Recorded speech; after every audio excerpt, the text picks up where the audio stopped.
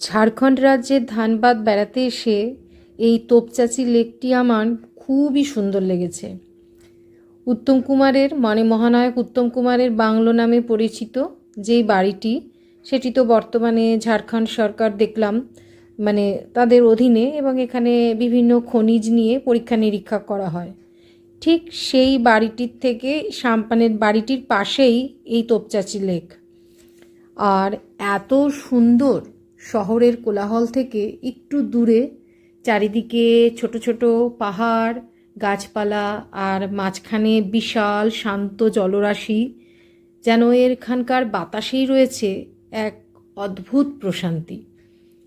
আর এই যে তোপচাঁচি লেকটি, এই লেকটি কিন্তু শুধুমাত্র যে সৌন্দর্যের জন্য তা নয়, এই লেকটি কিন্তু ইতিহাসের সাথেও জড়িত রয়েছে। ব্রিটিশ আমলে গোটা ধানবাদ অঞ্চলে জল সংরক্ষণের জন্য এটি তৈরি করা হয়েছিল। আজও এটি এই এলাকার গুরুত্বপূর্ণ একটি জলাধার। আর শীতকাল যখন হয় তখন যদি এখানে আসেন তাহলে দেখা মিলবে প্রচুর পরিযায়ী পাখির, দেখা মিলতেও পারে। খুব সুন্দর, দূরে ওই দেখা যাচ্ছে এক মন্দির, আর লেকের এই শান্ত জল মনটা ভীষণ ভালো করে দেয়। বিকেলবেলার দিকে সূর্য যখন অস্ত যায় তখন লেকের জল একদম মায়াবী এক আলোয় ভরে ওঠে।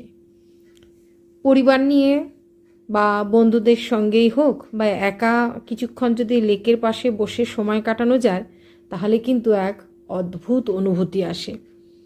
এই জায়গা থেকে যখন জল বেড়ে যায় তখন হয়তো জলকে ছাড়া হয় আর কি, আশপাশে অঞ্চলের চাষবাসের জন্য হয়তো এটি অনেক উপকারে লাগে।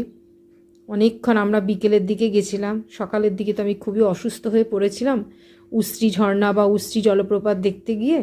তারপরে এই লেকের কাছাকাছি লেক ভিউ গেস্ট হাউসে রেস্ট নিয়ে আমি এখানে বেড়াতে এসেছি বিকেলের দিকে। খুবই সুন্দর জায়গাটা, এত সুন্দর একটা ঠান্ডা বাতাস চারিদিকে বইছে, মোহময় পরিবেশ।